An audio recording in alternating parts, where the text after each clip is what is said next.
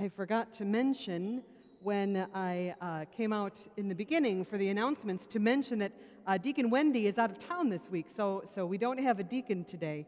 So we'll have Murphy and I fill in a couple places. Well, happy Feast of All Saints Transferred. Of course, All Saints Day is November 1st, but we have the option of celebrating it on the following Sunday, according to the Book of Common Prayer.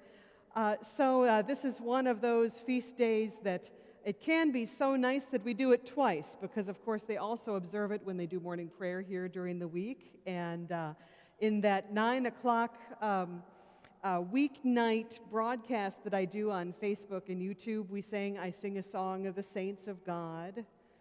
But this day is a day to remember our connection with those heroes of the faith. And very often we combine it in some way with All Souls Day, which is where we get our practice of reading the names of our beloved dead, especially the ones who have passed within the last year, before the Eucharist. That's kind of a mixture of the traditions.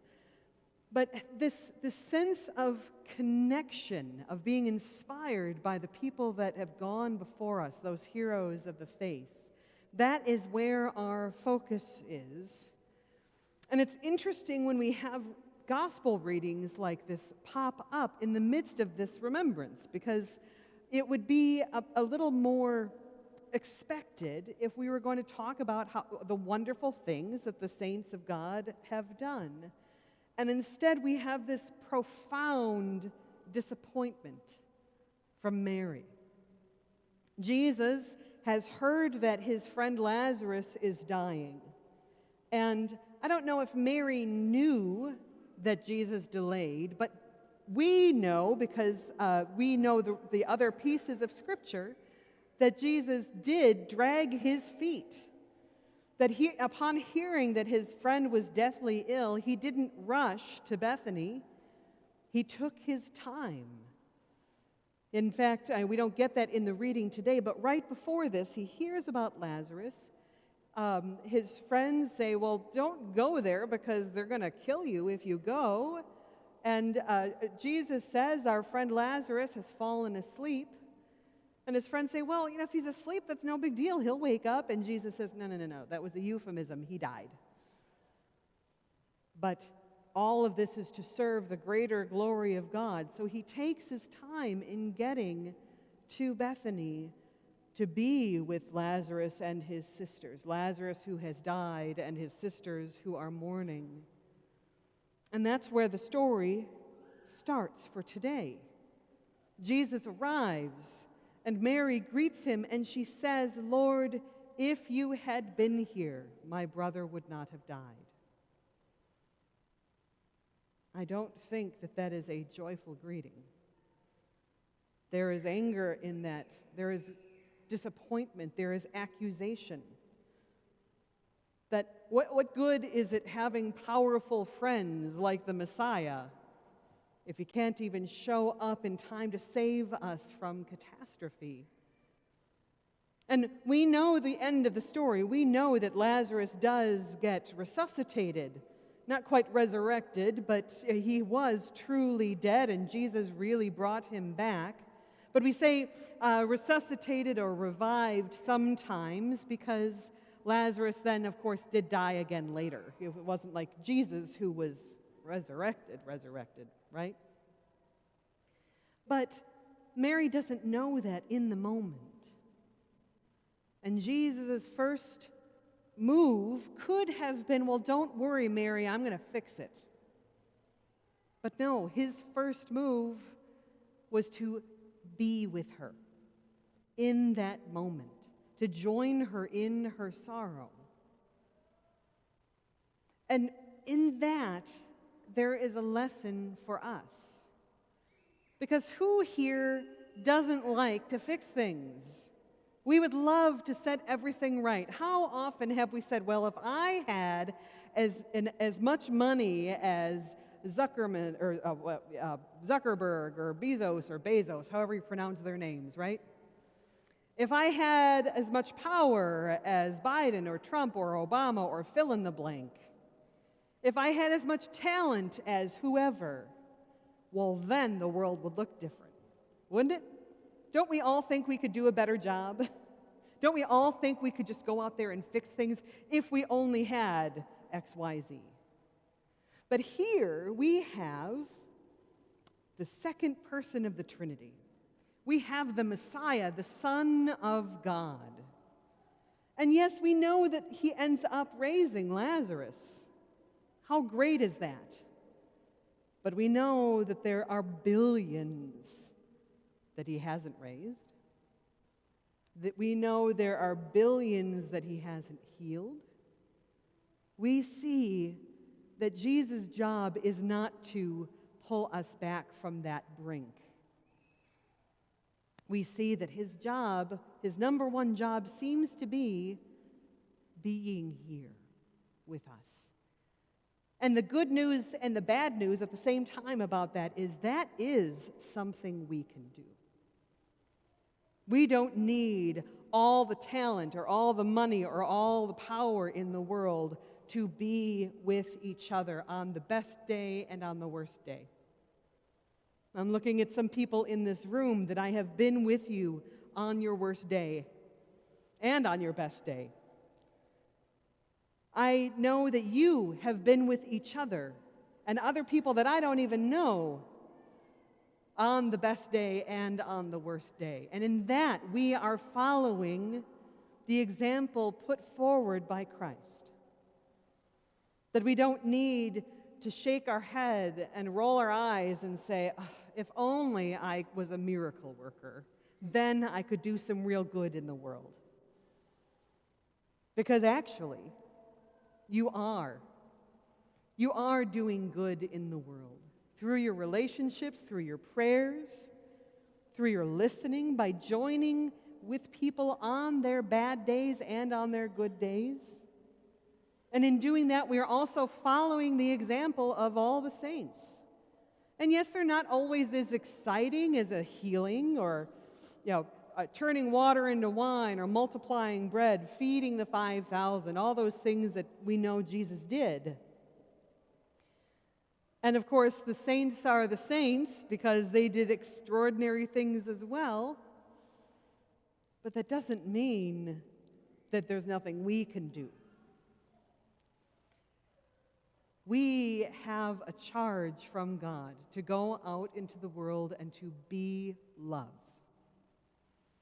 And that means forgiving people, whether they deserve it or not, praying for people, whether they deserve it or not, and being present with people when it's good and when it's bad.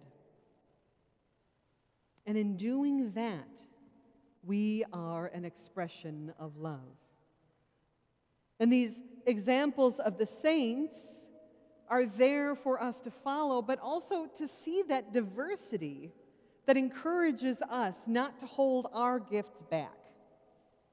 Because sure, there's St. Francis and there's St. John and there's St. Paul and St. James and all these people that did all sorts of great things. And one of the challenges that we are experiencing now in the 21st century is also to appreciate how complicated histories can be.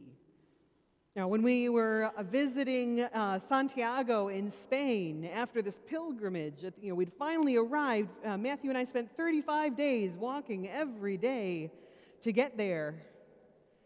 And there's this giant cathedral, and it was so beautiful. And this relief of finally, we don't have to walk 10 to 15 to 20 miles every day.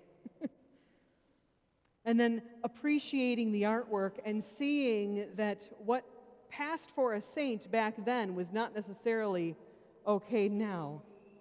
How many times we saw the racist history that is attached to St. James, who fought back against Muslim presence. Seeing that complication and taking strength, knowing that he did good as well, and knowing that that can also shape how we engage with our history, our past. and celebrate the good, but also own the bad. Seeing also saints that were a little unusual, that there were saints who sat on poles and became holy and famous by sitting on a pole and praying a lot. And saying, that's not necessarily the example that I would want to follow because I do not want to sit on a pole. But at least I know that my offering is worth something. I've been fascinated lately by Hildegard of Bingen, who was also a composer and a mystic and all this stuff.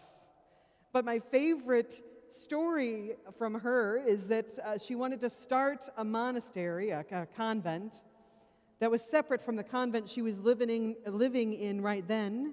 And her leadership did not want her to go. But she felt called by God to go do this. But her abbot, the person in charge of her current convent, wouldn't let her go until he was convinced by God that this was truly God's will. And you know how Hildegard convinced him? She laid in bed. She laid in bed so hard that they couldn't move her. They tried to physically pull her out of bed and couldn't do it. And then they were like, well, this must be God. And I look at examples like that and I think, well, I'm not a mystic or a composer like Hildegard, but I sure can lay in bed. God will work through whatever we are willing to offer God. And the expectations that we put on ourselves are often excuses to do nothing. We say, well, I'm not some great healer, so I'm not going to try to do anything. I can't work miracles, so why get up? Why try?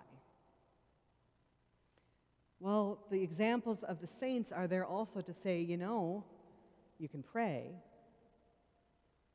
The example of Christ today is, well, you can show up. You can be with someone when they're hurting. You can assure them that they are not alone. You can't fix it for them, but you can walk through it with them. This feast reminds us of that connection. And those who join me during the week know that I talk about this quite a lot. I give thanks for the mystery of connection.